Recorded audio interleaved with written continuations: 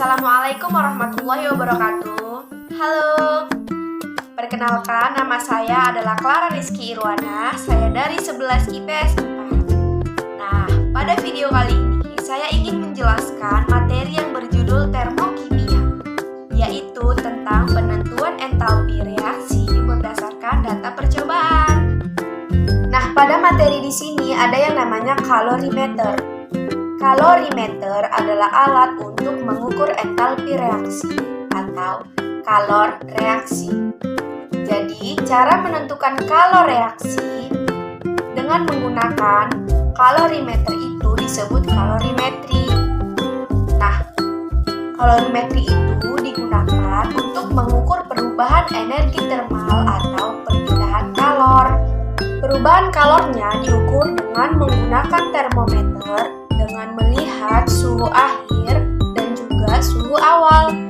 Nah, jadi suhu mula-mulanya berapa, lalu suhu akhirnya berapa. Nah, adapun jenis-jenis sistem, yang pertama adalah sistem terbuka. Nah, definisi sistem terbuka adalah suatu sistem yang memungkinkan pertukaran kalor dan materi antara sistem dengan lingkungan. Nah, sistem yang kedua adalah sistem tertutup. Definisi sistem tertutup adalah suatu sistem yang memungkinkan terjadi pertukaran kalor, tetapi tidak terjadi pertukaran materi. Contohnya, air panas dalam wadah tertutup.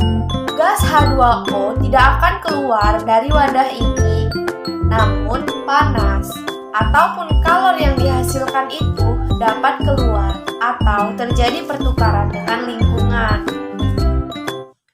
Nah, yang ketiga adalah sistem terisolasi. Definisi dari sistem terisolasi adalah sistem yang tidak memungkinkan terjadinya pertukaran materi dan kalor antara sistem dengan lingkungan. Contohnya, ada air panas di dalam termos yang tertutup rapat.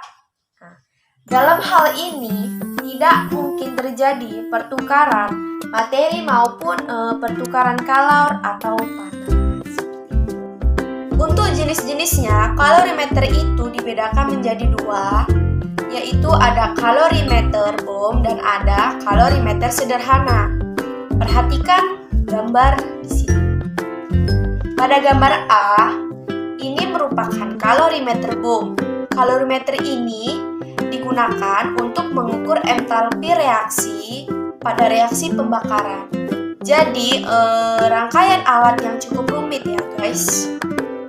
Nah, sedangkan pada gambar B ini adalah kalorimeter sederhana. Nah, untuk gambar yang pertama ini, kalorimeter yang biasanya kita temukan di laboratorium. Sedangkan untuk yang paling kanan ini adalah kalorimeter yang bisa kita buat sendiri menggunakan styrofoam. Kedua kalorimeter sederhana ini biasanya digunakan untuk mengukur kalor entalpi reaksi pada reaksi pelarutan atau yang melibatkan larutan, seperti reaksi penetralan antara asam dan juga basa.